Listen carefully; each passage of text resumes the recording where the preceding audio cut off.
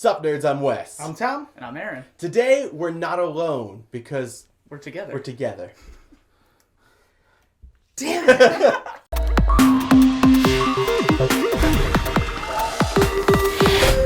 So Not Alone is the game that after I played it the first time, and then we went to go play another game like Campy Creatures, Wes goes, oh, it's simultaneous selection, so Tom won't like it.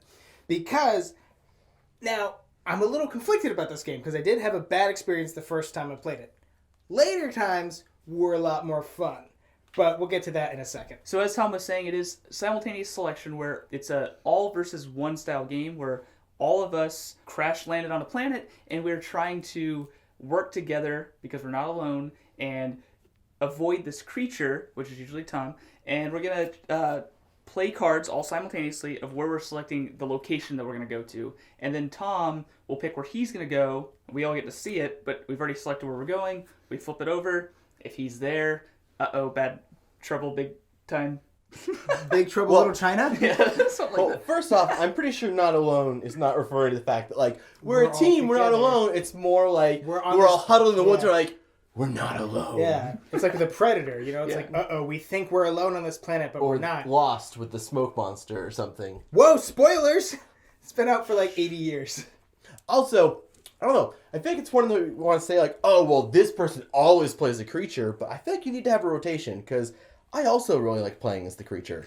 I think, and I think that's the biggest part where I'm conflicted about it. So again, like Aaron said, yes, it's a bit of a guessing game because the different locations give the survivor players It's like an or action whatever. you're taking. Yeah, they're actions, but they give them different benefits. So it also is like a timed kind of waiting. Maybe we can wait it out or something and just avoid him enough until our ship comes back. Because as these two things are moving towards the center, whichever one gets to the center first is the one that wins, the creature and the survivor players.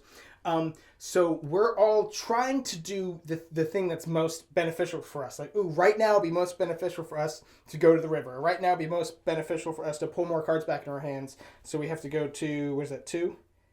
Yeah. One two. or two. They both do it different ways. But the creature is obviously going to try and mimic that, because if he's there, then you lose health, or the thing moves up forward. Like, bad stuff can happen. And the problem with that is that the creature is usually having more fun, I think. Because I think it's more fun to try and catch someone than it is more fun to try and dodge someone. You know? Yeah, it's hide and seek, basically. And it's which person you want to play as. And I think that part of it is there's a strategy to playing as the survivors that, like Tom kind of alluded to, is just don't get caught. And there's things you want to do to progress the game further and make it go faster because you have farther to go than the creature does as a survivor. But as long as no one gets caught every single round, you're going to continue moving forward, and the creature only moves forward when he catches someone. So there is that, like, maybe this isn't the best thing for me to do, but the most important thing that we can do is not get caught. And that's the thing that I think people, like, don't always remember, is they think, like, what's best for me? But you also have to remember, like, the creature, everything's, like, open. Your discard pile is public knowledge. Your table talk is Yeah. public knowledge. So, like, the creature, like, they're seeing, like, okay, I know that this person only has cards 4 and 5 in their hand. So I'm really, like, you really narrow down on that person because you only need to catch one person. There's no benefit to catching multiple people other than the fact that the action doesn't trigger for them. But you don't like, oh, I caught 3 people, I get to move 3 spaces. And so you can really focus in on one person. So that one person needs to be thinking like, okay, I have these 2. This is the better option for me. But the creature also knows that I have these 2, and he also knows that this is the better option for me. So maybe I need to make the worst option so that I trick him out. Well, the creature might also know that that's what I'm thinking. So there's definitely that, like, he doesn't know that I know that he knows in the game. That's where a lot of the fun for the survivors comes in, is really trying to be spontaneous and to not, like, let the creature know where you're going. So this is Wes's solo review of this game. This game is definitely a mind game where you're trying to figure out where you want to go versus where they think you're going to go. At the beginning of the game, you really want to get more cards because everyone only starts out with 5 location cards, 1 through 5. There's 6 through 10 that you can unlock, but you have to go to the rover, which is the 5 card, to get it. So first round, the smart thing would be to go there to get things, but the creature knows that, so he's gonna go there. Like Wes was saying, if you have, you're down to 2 cards and the creature's like, oh, he's gonna go here or here, well, the creature has all these crazy cards that allow him to play on 2 locations at once, so you're screwed. Or multiple tokens, just in general. Like, you're just screwed no matter what as the survivors. Like, it is really hard to trick them up.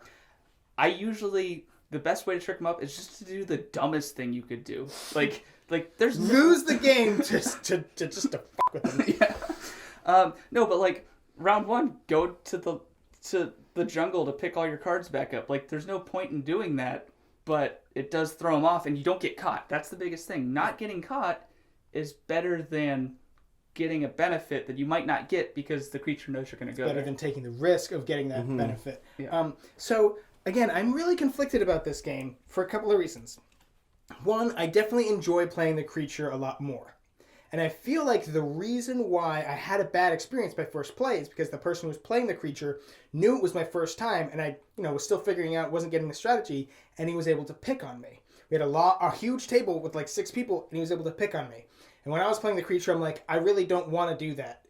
But then I did, because I was like, there were 2 players who were clearly newer, and like, they kept not, like, Wes and Aaron would, like, keep they would play, like, 1 or 2 cards and then pull their hand back up. Mm-hmm. And they're like, so they always had a lot, so it was always hard for me to guess. But I'm like, I know, like, that's the only card you pick. That's the only card you have? Okay.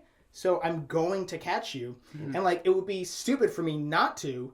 Like, I'm incentivized to pick on the weaker players. That's probably the biggest thing I dislike about it. Now, again, playing as the creature, you have free will. You can choose not to do that. But... And I will say this, even though, when you're getting picked on in a big group of players, it's still actually more fun with more people than feel like you're getting picked on when it's just 2 people, because then it feels like more personal. I don't know. I feel like this game is more, it just kind of is. When it's just a couple of players, it's like, I'm after you, versus like, there's all these people and, oh, you just happen to be the best target right now, so I'm going to pick on you. This game is definitely the more the merrier for all parties involved. Even though it probably is a little bit easier for the creature the more people there are, I definitely feel like max number of players is the most fun way to play this. And it's one of the things to remember, that if you're getting picked on, you need to do whatever it takes to, like, get out of that corner. And there kind of is that, in that if you have your little, like, health cubes, and if you lose all 3 health cubes, you kind of reset, you get your health cubes back, you get your whole hand back, the creature gets to move an additional space as a benefit to him. But it gets you out of that corner of, like, I only have 1 card left, or I only have 2 cards left, or I can never quite get away from him. But I do think that it's a game that you almost need, like, to play it with people who have played it before.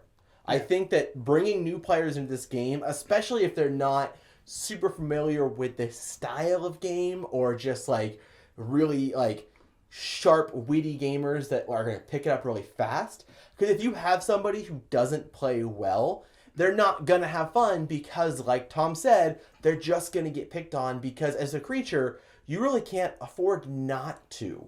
Like, you're incentivized to pick on that person. And assuming you're playing to win, which you really do feel like you are. You're not so much a overlord or a DM in this game. You really are against them, but you could engineer it a little bit to where you're just... you're being kinder to everybody, and you still have a good time while doing it. And it definitely kind of depends on the creature deck, too, because like Aaron said, the cards you have that can let you, like, play multiple tokens or, like, split a place in half, like, if you get just tons of those, and that's where you can kind of DM it a little bit of, well, he only has 2 cards, and this lets me play 2 tokens, so I can guaranteed to catch him. Maybe I save this one for later. There is one more deck of cards out here. It's the survival deck. And if you have the shelter card, which is number 7, so if you went to the rover, got the number 7 card, and now you play it, and the creature doesn't catch you going there, then you get to draw some of these survival cards, which kind of help give the survivors a leg up again. Like, you can regain will, which is your health.